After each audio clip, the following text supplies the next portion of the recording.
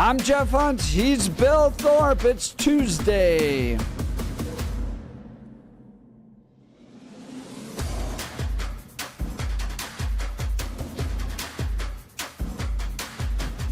$710 KNUS in Denver. And on AM 1460 FM 101.1, The Answer in Colorado Springs. All along the Front Range. This is the Jeff and Bill Show where you get both sides. We're talking Denver as a finalist for the 2028 Democratic National Convention. Mikey doing his darndest as mayor to try to land him. Now, Billy, I think it was 2014, if I remember correctly, that Ryan Call, chairman of the Colorado Republican Party, and I was working kind of tangentially at the time with them.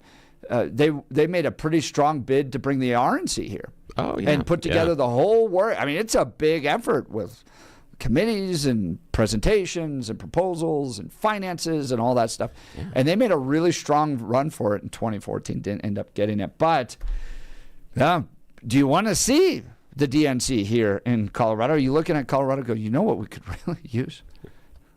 Just a lot more Democrats running around. I just want a lot more sales tax. And I appreciate what Francis was saying last hour about the idea of if this is the way that we get them to clean up the homelessness stuff, downtown, then okay. He's like, all righty, if this is the motivator, he goes, I'll play along for a couple of months, bring the Dems here, and then have a clean city. Okay, I'll do that, which that is a really good argument. I think that may be the best argument of the morning is why that and the taxes. Maybe the only two arguments we got for this one. That's what it takes. Finally bringing in national Democrats to get the current Democrats to shape up. Not their own constituents, not making life better for them. No. Looking good. No. What's going on in your street doesn't matter. For the D.C. establishment.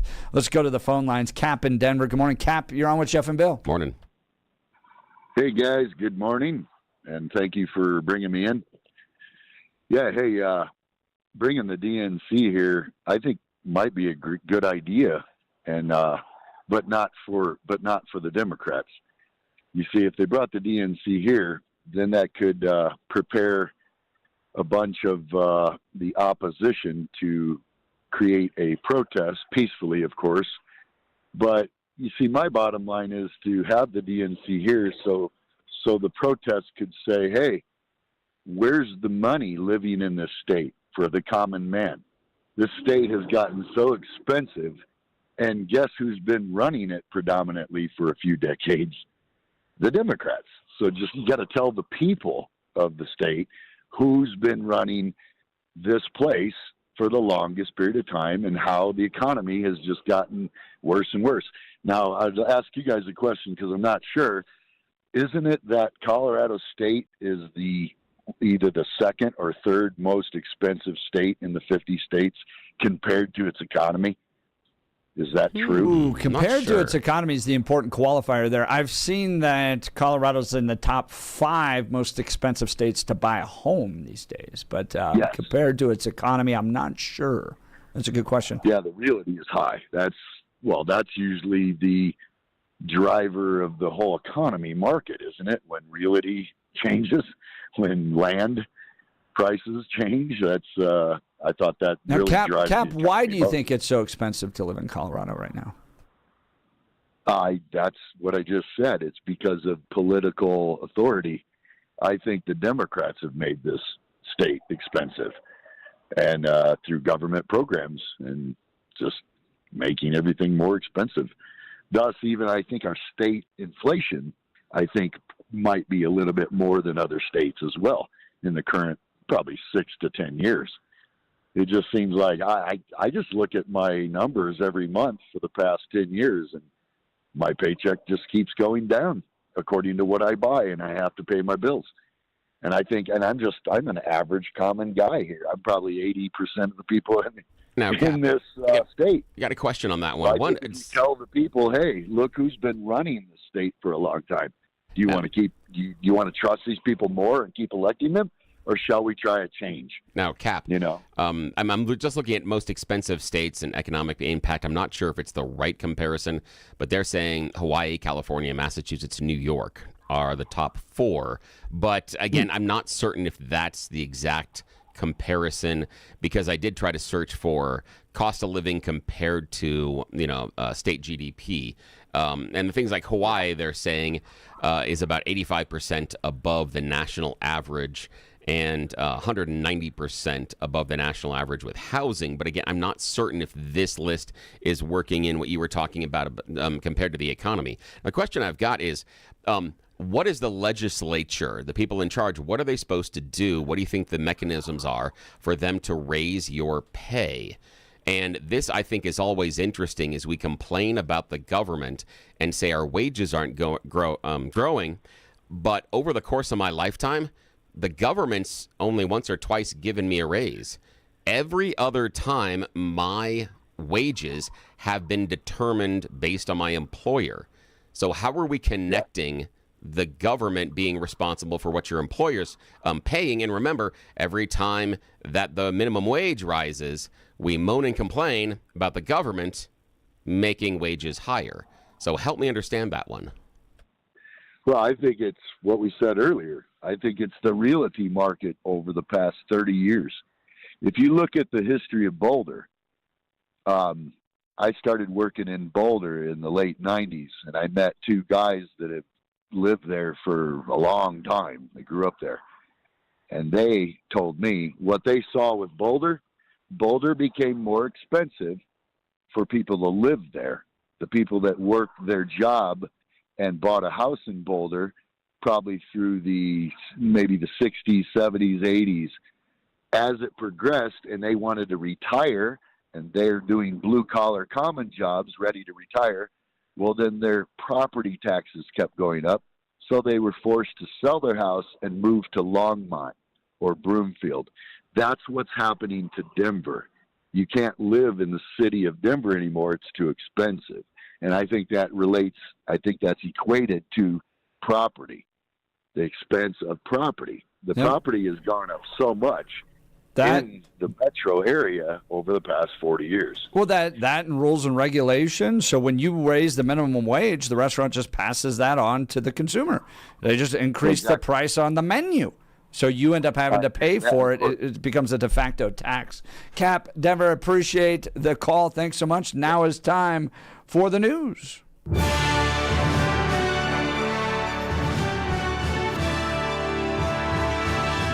Blake Olson, news and comment. Hey, good Tuesday morning, 41 and mostly cloudy in Denver, 39 in the Springs, expecting highs in the low 50s today. News sponsored by Pastor Camp Heating and Air Conditioning. For a new home heating and cooling system, contact your Lennox dealer, Pastor Camp Heating and Air Conditioning at pastorcamp.com. Conditions apply. See dealer for details. Our top story, President Trump says it's too late to hold any discussions with Iran. The U.S. and Israel continue their airstrikes on Iran. Rocking Tehran and other cities, as the Pentagon raised the death toll to at least 6 U.S. service members killed by an Iranian attack on a base in Kuwait. President Trump says the war could last 4 to 5 weeks or longer. In a post on Truth Social, Trump says Iran wants to talk now that its air defense, Air Force, Navy, and leadership are gone, but that won't be happening. U.S. embassies have been under fire as Iran retaliated with strikes in Saudi Arabia and Kuwait. Meanwhile, the Lebanese-based terrorist group Hezbollah has now entered the fight, opening up a new front as Israel carries out strikes against both Iran and Beirut. More from Jim Engel. The Israeli military says it's seizing more Lebanese territory after Hezbollah fired rockets into Israel, while Iran is fighting on multiple fronts. The U.S. Embassy in Riyadh was hit by drones and caught fire. The embassy in Amman, Jordan, also evacuated staff. Congress will receive a full briefing from the administration today. Lawmakers are also preparing to vote on a war powers resolution that would limit President Trump's authority to carry out more strikes without congressional approval. An anti-ICE protester just lost her mind on DHS Secretary Kristi Noem, and then she was removed at the beginning of Noem's testimony on Capitol Hill this morning, more than likely a paid protester, and here is the audio.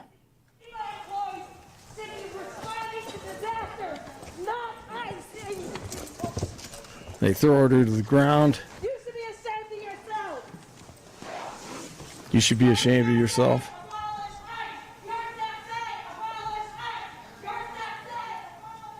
You may proceed. Thank you, Mr. Chairman, and thank you to the ranking member, Senator.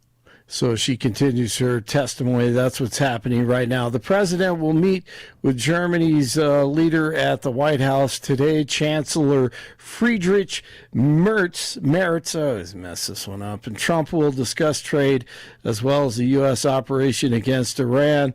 On Sunday, Merz said Germany stood behind the U.S. and Israel. A Florida man has received a lengthy sentence for sexual exploitation of children in Colorado. The Weld County Sheriff's Office says 49-year-old Joel Kaufman arranged potential sexual contact with two underage girls, then traveled to Colorado. Kaufman was arrested on charges of child enticement, internet sexual exploitation and luring, and attempted sexual assault. Weld County and Homeland Security investigators discovered more than 1 million images of child sexual exploitation on Kaufman's devices. 1 million? That's what it says. 1 million. These guys Unbelievable. are so bad. They are. Holy cow. It's disgusting. Disgusting. Separated from God. That's exactly right. That's the type of judgment, man. When that finally comes, and, I mean, just a reminder, everyone's knee will bow. All of judgment is coming. Yep. Everything will be exposed. You got that right. Can't wait. Colorado Springs diverts about 17% of its waste from landfills and incinerators, according to city data, which is roughly half of the national average. Some residents said limited access and cost keep more people from recycling, especially in rental housing. A new state law taking effect this year will require companies that make recyclable packaging to help fund a statewide recycling program aimed at reducing those barriers. Jamal Murray scored 45 last night, and the Nuggets beat the Jazz 128-125. The Avalanche over the Kings 4-2. 38 in the Springs. Actually, it's 40 in the Springs, 41 in Denver. And that is the latest. I'm Blake Olson. More of the Jeff and Bill show ahead on News Talk 710 KNUS in Denver, and now on AM 1460 and FM 101.1. The Answer in Colorado Springs. This is where you hear both sides. We are the Jeff and Bill Show. A Pacific cold front rolling through the region is going to bring some cooler, cloudier weather to the Front Range and even a little bit of shower activity, especially for the Denver area today. A little bit less in the way of shower activity south to Colorado Springs, but all of the I-25 corridor can expect cooler temperatures, more in the way of clouds, and a few showers around through evening. Temperatures will be cooler. Upper 40s to lower 50s today, lows tonight in the lower 30s. Now, for Wednesday and a good part of Thursday, temperatures rebound back to mild spring weather. Daytime temperatures will go right back into the 60s. Thursday night, rain and snow showers late, a better chance of rain and snow with a secondary storm system, this one stronger and colder. So rain and snow chances will be going up along the Front Range for Friday into Friday evening, starting as early as Thursday night. Meteorologist Don Day in the 710 KNUS Weather Center.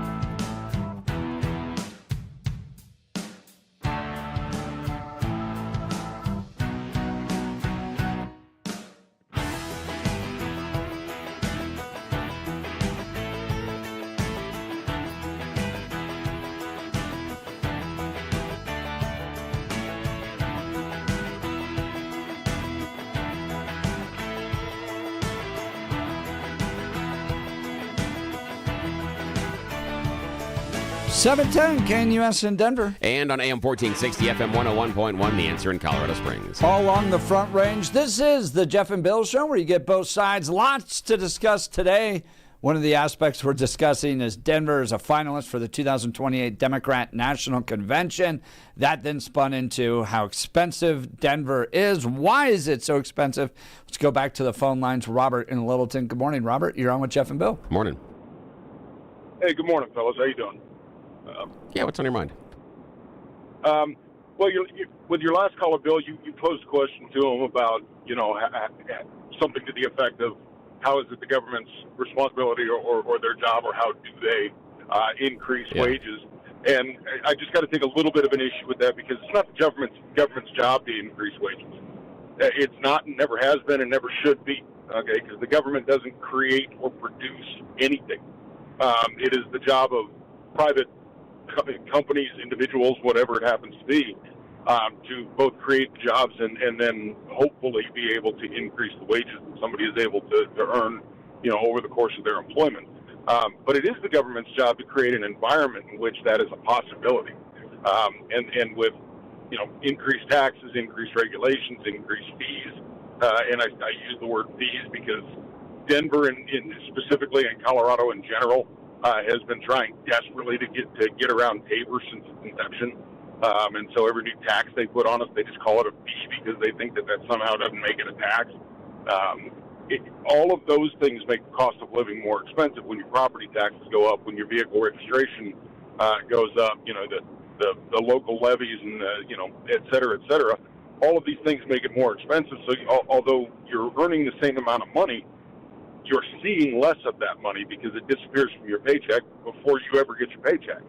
And I think the big gripe, at least that I have, and I'm sure a lot of people have, is where is all this money going? If we were seeing a definitive improvement in our quality of life and the quality of our roads, or the quality of our parks, quality of our schools, et cetera, I think most people would probably be able to kind of, even if they didn't like it, they'd be able to wrap their head around it and say, okay, you took 10% more or 8% more or whatever it was out of my paycheck, but I can see this improvement. And so I can get, I'm okay with that, but we don't. We like keep that, getting Robert. more and more money taking, and our roads suck, and our schools suck, and our parks are dilapidated, and Denver in particular is disgusting. I cannot bring myself to go into the city of Denver any more than I absolutely have to, because I'm not sure I'm going to make it out sometimes. Yeah, and we hear that from a lot of the listeners about this reticence to go into Denver Metro proper, especially downtown. And I think that some of that is 110% correct. Some of it is kind of leftover bad feelings. However, perception is equal to reality. In this conversation, Robert, that here's the thing. If we had someone call up and say, crime in downtown Denver has dropped. I'm just using this for the conversation. I'm not saying it's real. But if someone calls in and says, crime has dropped 25% over the last year and you guys are not. The issue is, while that may be true, the perception still shapes reality. And as long as people outside the metro still have the perception that it's dangerous, even when crime drops, doesn't create that kind of a benefit. Now, I agree with you that there are a lot of the fees, a lot of the regulations. I think government can help set wages, but I think that's top and bottom end type of things. This is the big question I've got for you, Robert, and talking about how the Democrats leading the state is, why do you feel that they have been so focused on projects that are not readily visible? And I'm talking about exactly what you just complained about.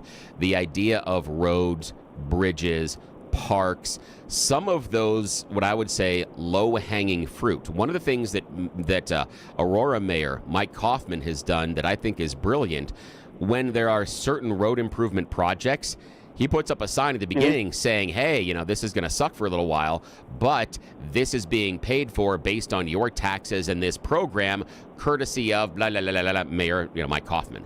I think that's fairly effective because it's a messaging and a marketing in addition to doing, the hard work. Why do you think that we get these lawmakers concerned, with a $1 billion hole in our budget, concerned about whether or not prostitution should be legal inside of the state, and setting up a Native American awareness something or another out near the airport. Why do you think they're focused on those rather than doing the roads, the bridges, the parks, and, getting things straight with the schools? You want a straight answer? Yeah, man. It's, without cursing, just because I'd have to bump beep you then. But yeah, sure. It's easier to funnel money back into their own pockets. Huh. Boom. Okay, that's fair. That's really the long and the short of it. But I feel that way about pretty much every public works project. If for no other reason than I have known. I know guys from some of the big construction outfits that do the highway construction and things like that. And this happens at every level. If you allocate, just use $1 million is a completely hypothetical number. Yeah. You allocate $1 million of taxpayer money to improve a 1 mile stretch of road. You're going to get 5 companies, 10 companies, whatever that bid on that. Normal, good logic, common sense is you go with the low bidder, as long as they can still do the job effectively and properly. Why? Because it is the most cost-effective and fair to the taxpayers that you're not wasting their money. But you're not going to do that. You've already established that project isn't going to cost $1 million. It's going to cost $2 million because there's inevitably going to be overruns and delays. So in the back of your mind, you know that that's there. You're going to go with the high bidder because then you go back to the legislature and say, well, we can't get it done for $1 million. We got to sub it out for $1.5 million. Already knowing it's actually going to be $2 million. And then that high bidder says, well, I'm going to kick $100,000 back to you. To whoever's making the decision on that project, and then he can filter it out to all of the people in the legislature that are willing to say, yeah, sure, we'll allocate another $500,000 for this. And they already know it's going to cost another $500,000 on top of that. They all got their fingers in the pot. Yep. It's a little more difficult to do on a large-scale project. If you do it on a hidden project, nobody knows where the money's going anyway. You just did a really good job of explaining how government-run school funding works as well. Robert, I appreciate the call. Thanks so much. Robert from Littleton. We'll continue, and I want to get into this story next, Bill, from the Denver Gazette. This was shocking over the weekend. They did a deep dive on a whole lot of data into Colorado and found that only one arrest for every 10 reported rapes was taking place. 10 reported rapes, not one conviction, Bill, not one incarceration, one arrest was taking place, according to the Colorado Bureau of Investigations. We'll tell you more about this on this deep dive from the Denver Gazette. In the meantime, let's talk game day men's health. I want to talk to the guys out there. Look, as we get older, things change. Maybe you haven't been feeling like yourself. You're more tired, more fatigued, more stressed than you want to admit. We hear it all the time. Men are feeling that the spark of energy that you have is just fading. Lower energy means feeling like you just can't get out of second gear. Game Day Men's Health has a solution for you. Their motto, helping guys be better dads, better husbands, and better men. Take it away, Mr. Thorpe. Yeah, you remember when you were younger and you'd bounce back almost immediately from either that hard workout, maybe you're playing sports or whatever it is. You'd fall asleep in that chair, you'd get up. Now you fall asleep, have a quick nap or something in that chair, and you get up and you're like, oh, my back, that hurt. The thing is that when you get older, our hormones change. So it's not really your fault that you're lacking that energy, that you just have that doldrum in the middle of the afternoon, or even worse, you're feeling that brain fog, and even worse than that, maybe you just don't feel the energy to go hit the gym to stay in shape, or go hit the bedroom, if you know what I mean. This isn't even Hunter. They're going to talk to you about that as well, and they're going to feel a little bit ignored. And you're not doing it on purpose. You just don't have the energy. Well, we have found the solution that is helping both Jeff and I and a number of our listeners. We're hearing from listeners going, and they're experiencing the same difference in their life that Jeff and I had since we started working with Game Day Men's Health. Now, they're a little bit different than most of those other men's centers because, one, it is a personal, private, data-driven solution. The very first time you meet them, you can get your free testosterone test. They spin your blood around. They look at your numbers, ready in about 15 minutes or so. They then discuss the other options that are available for you. Where do your numbers sit, and what can they provide to you, either in the privacy of your own home or there inside the clinic? I stop into the clinic each and every week. Jeff does his T-shots at home. The cool thing is, this is a small business operation. It's not a large corporation that is top-down telling all these business owners what to do. It is a franchise opportunity that gives a lot of freedom to the individual operators. So this is like supporting that mom and pop shop right in your neighborhood, and there is a Game Day Men's Health that is near you. Aurora, Cherry Creek, Parker, Inglewood, Thornton are the locations. You can make an appointment to the location nearest to you at GameDayKNUS.com. It's just that easy. GameDayKNUS.com. It's what Raphael did, who's a listener of the show, just a few weeks ago. He visited the clinic in Thornton. He said he couldn't believe how quick and easy the test was. He was set up immediately to go on to his T-shots, and he's feeling better than ever. And you know what his comment was? The idea that they just said, well, here's our month-to-month plan. He knows about those other clinics, and they sign you up for a year or longer before they know whether or not the treatment is actually going to work, before you're even happy with it. They're talking to you about financing options. That's silly. Go with the clinic that is focused on you. It's a free T-test. They are absolutely focused on helping guys be better dads, better husbands, better men. Isn't that the point of why you'd get that test in the first place? Check him out today. GameDayKNUS.com. GameDayKNUS.com. You can find the clinic closest to you. Set up your free testosterone test today and feel better just a couple of weeks. More of the Jeff and Bill Show to come. You're listening to us on 710 KNUS in Denver. And on AM 1460, FM 101.1, The Answer in Colorado Springs. This is where you get to hear both sides. We are the Jeff and Bill Show.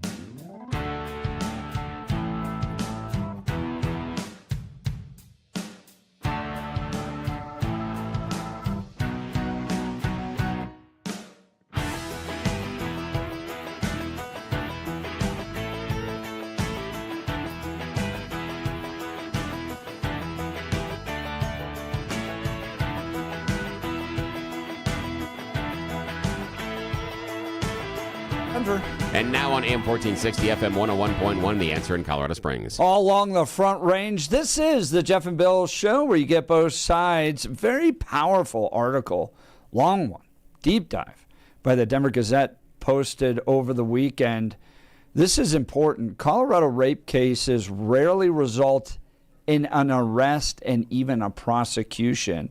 What they found by diving into decades of data from the Colorado Bureau of Investigation is that statewide, only one arrest takes place for every 10 reported rapes in Colorado.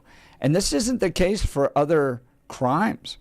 Kidnapping and abduction, for instance, has a higher rate of arrests. Intimidation, all crimes against persons, aggravated assault, simple assault, negligent manslaughter, murder and negligent manslaughter, all have much higher arrest rates than rape does. And they did a breakdown county by county, and Bill, it ain't good. Yeah. Some counties are really bad here. The worst, Pueblo County, where you have only one rape arrest for every 33 rape reports. Ooh, that's awful. Whoa. Wow. I mean, Douglas County, one rape arrest for every 14. Arapahoe County, one for every 16. Denver, one for every 6. So it is a problem across the state. And they dive into part of the challenges. One is that it seems like in a lot of cases, these women just aren't believed. That it's not a clear-cut case of, well, you said no and you were very clear. Like for one woman, oh my gosh, I don't want to get too much into the details of it, but she's essentially paraplegic. And the guy that was the Medicaid dude to drive her around did it.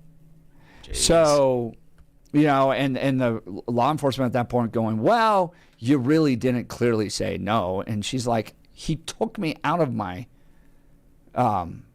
wheelchair and abandoned me on the bed in my home and left and all this stuff.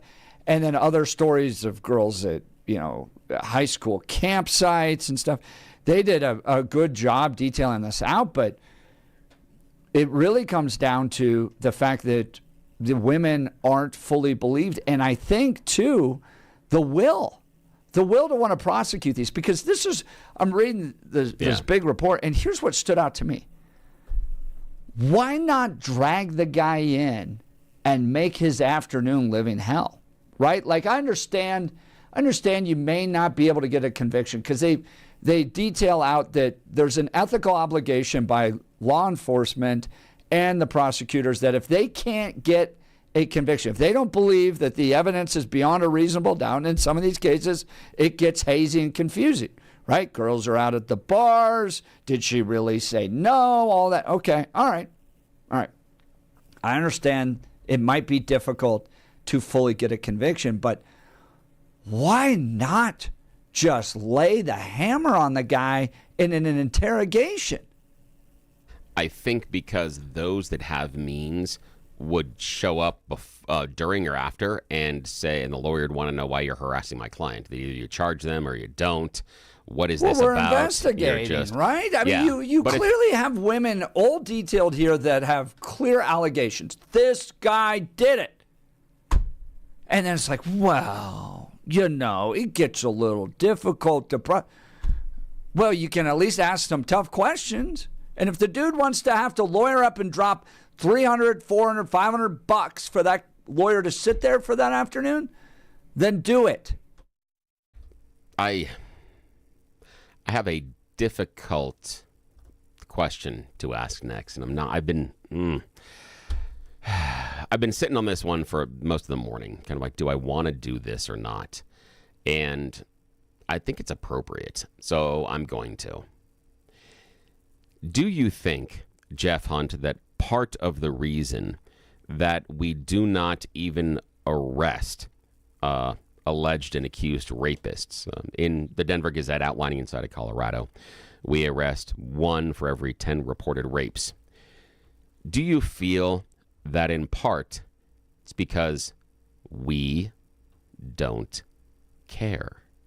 And what I mean by that is, how many times can anybody listening to the Jeff and Bill show over the past, let's go decade of your life, either in the media or your private social circle, and you've heard about some allegations, someone you may know, someone not, it's just, maybe it's a star, maybe it's something internationally, but there's a question of, well, was the woman asking for it? Or did she really say no? Or she shouldn't have been in that situation. There was, and this is kind of where I'm going with this in a roundabout way. Inside the Epstein files, there's always that question of, when the woman is put into that room with Jeffrey and told to do X, Y, and Z, why do they stay? And isn't that participation acceptance into what is going to go on and what is going on? Mm-hmm. And this is a really, really hard question.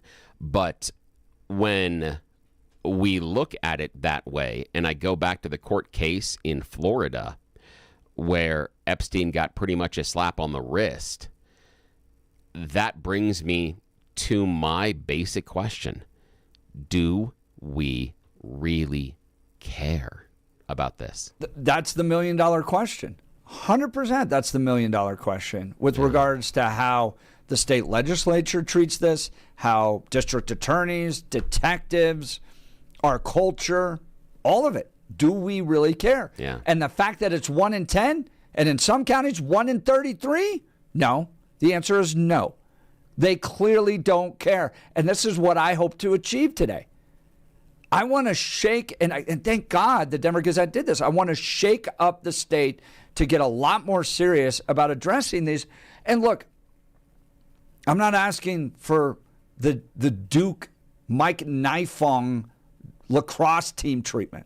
Yeah. Right? Where every allegation results in a public Let me go execution. another layer on that, and I'll let you continue in a second. We're not asking for a Me Too movement, I believe. Correct. And what I'm saying is the idea that every woman has to be believed, but continue, it seems like based on these arrests, we're barely believing the women. Yeah, exactly. Yeah. I mean, here you have detailed in this article women that came out with drug reports showing they were fed muscle relaxants by the guy. Yeah. Okay? They have confessions in some cases, apologies, drug reports, police reports that they filed, right? Yeah. They went down, they've laid all this out. And the guys are never even detained or questioned. Yeah, never even questioned. We tried to call him, he didn't pick up the phone. That's part of the answer in some of these. We tried to call the guy to get his side of the story, and we figured we're not going to be able to bring it into a court of law because it's going to be he said, she said, all that stuff. Okay, all right, I get there's challenges with a full-on conviction, 5 years behind jail. That might be a little difficult. So the response is, well, we've got better things to do. Yeah, or because the difficulty is it gives the appearance that the criminal justice system, and I mean from the officers on the street up through the prosecutors in the DA office, have decided that in many cases these allegations are too difficult and complex to, one, investigate, and then two, to prove and to bring into court.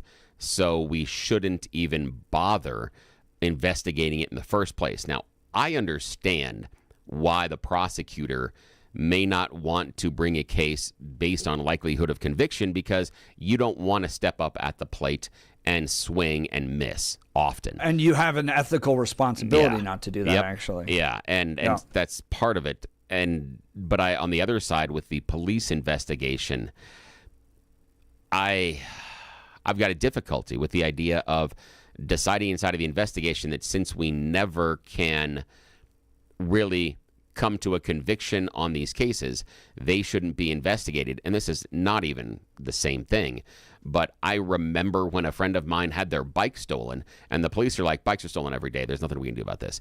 It's not, I mean, it's light years of difference, but I remember the emotional impact. Right, on the kid going, on the victim. I can't do anything. You mean these people can just do this to me and get away with it? And that's where I'm going with this. The emotional impact on my friend.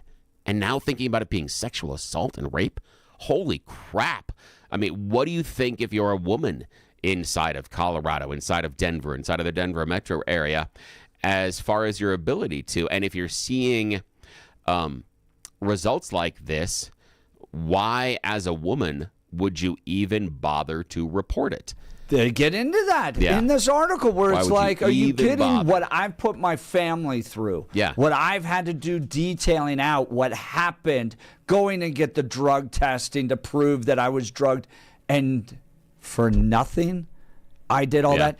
And Bill, look, I understand. You and I both know cops, right? And we both know cops that know that somebody did something guilty, but know also they don't quite have the evidence to be able to prove it in court, right? Yeah. And those cops, I've always kind of appreciated those guys and gals that are like, I got my eye on you. Yeah. Like they'll tell the perp. They're like, we know what you did. At some point, there'll be enough evidence to put you behind bars. But the fact that that doesn't even happen here in these cases, like I would love for a cop to spend 4 or 5 hours just reaming, even if the rapist has to go hire an attorney and just sits there and does, I plead the fifth the whole time. Or can we just make their afternoon a living hell? They raped a woman. And I know it might be a challenge to prove it in court, but can we at least communicate to the guy that he's on our radar now? That you're on a list, buddo. And we're going to be tracking you. You do this ever again, I'm going to be right there. I mean, Bill, you and I are both dads. If this happened to anybody in our family, are you kidding me? You think we'd let this thing go? No. I would be on you like white on rice everywhere you went. If I couldn't prove it in court, I would make your life a living hell. One, you feel it, but two, so that it never happens to anybody else again. Yeah, I mean, again, this is not the same thing, but one of my kids was beaten up as they were walking home from school. Bunch of kids followed them and then beat them up. I found out who the kids were. They were all held responsible by the schools, but my child was able to ID them, and I went and looked up everybody's name and address, and I showed up on their front door and knocked and said, I just want to express to you what your child did to my child. Here are the injuries. Here's how it happened. Here's what they participated in. I'm not here to yell at you. I'm not here anything else, but understand that we know, our child knows, the school knows, and I hope that now with this information, you all appreciate the extra knowledge and you can make any appropriate decision. Now, I know some of them got into a lot of trouble. Some of them didn't at all. Some of the parents were just like, and they blew it off. But I know some of the kids got into a lot of trouble. 2 of the kids involved actually came back to our house and delivered apology letters. So I get it. I get the idea about going down and being. Justice demands it. So things need to change in the state of Colorado at all levels. This is unacceptable. The number 1 in 10 statewide rapes that are reported results even in an arrest. 1 in 10. Some counties, like down in Pueblo, 1 in 33. It's completely unacceptable. All right, let's talk Dan Caplis with Dan Caplis Law. If you want your case to be taken seriously, you should choose a law firm that is taken seriously. Dan Caplis Law is taken seriously. Dan Caplis is a real trial firm, and they prove that when the insurance carrier does not pay all that it should in an out-of-court settlement, they get wins. Dan Caplis is the only lawyer in Colorado history to win 11 straight 7-figure jury verdicts, including a record $205 million jury verdict in a wrongful death case. and the largest truck crash jury verdict in Colorado history. Dan Caplis Law is a serious firm for serious cases. They accept righteous injury and death cases on a percentage fee basis. There are no upfront fees and no charge for an initial consultation. Dan Caplis Law has offices in Denver, Greeley, Loveland, and Fort Collins. If you want your case to be taken seriously, call Dan at 303-770-5551.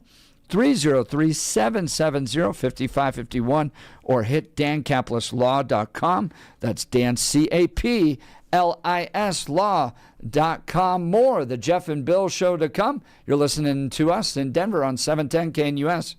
And also AM 1460, FM 101.1, The Answer in Colorado Springs. This is where you hear both sides. We are The Jeff and Bill Show.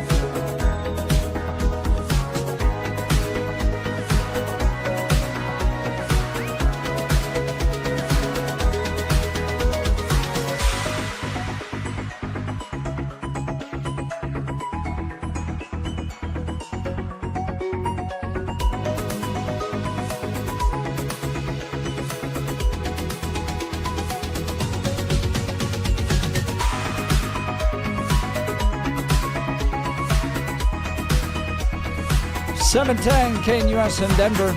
And on AM 1460, FM 101.1, The Answer in Colorado Springs. All along the Front Range. This is the Jeff and Bill Show, where both sides are heard. A really big expose in the Denver Gazette, Colorado rape cases rarely result in an arrest or prosecution. 1 in 10 reported rapes results in an arrest.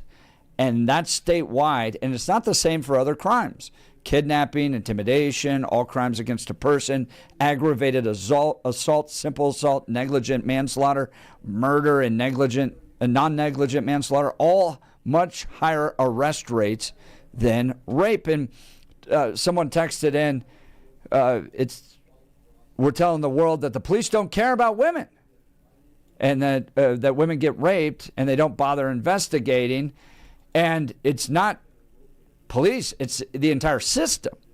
Yeah. From prosecutors to lawmakers to our culture to, yes, law enforcement themselves, that they're not getting arrests done. In part because they either dismiss or don't believe the women, or it's a complicated case, like the woman went out with the man, but then is claiming after the fact that she said no or didn't consent to it. So what is consent? All that stuff. Yes, I understand it's complicated. But you have in this article detailed cases of people, for instance, with bruising on their necks from being held down, drugs in their system, and the dude's not getting prosecuted or even arrested. Yeah. So, yeah, no, it's got to be dealt with. Yeah, it's got to. And it sounds really, really stupid, but in part it's that we need to take it more seriously. And I think that this was part of the issue with some of the Me Too movement, is it became, the statement was, you have to always believe the woman. No, but perhaps we tilt the scales to assuming more belief on that side and then going forward that way. And anytime it becomes a black or white issue, we are always going to run into problems because life lives in those gray areas.